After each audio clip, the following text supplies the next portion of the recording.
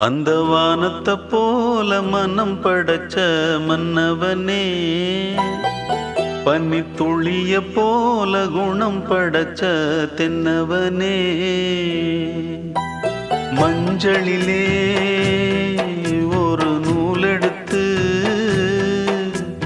விண்ணுக்கும் மண்ணுக்கும் சம்பந்தம் உண்டுன்னு சொன்னது யாரு? அது மன்னவன் பேரு. அந்த வானத்தை போல மனம் படைச்ச மன்னவனே, பனி துளிய போல குணம் படைச்ச தென்னவனே.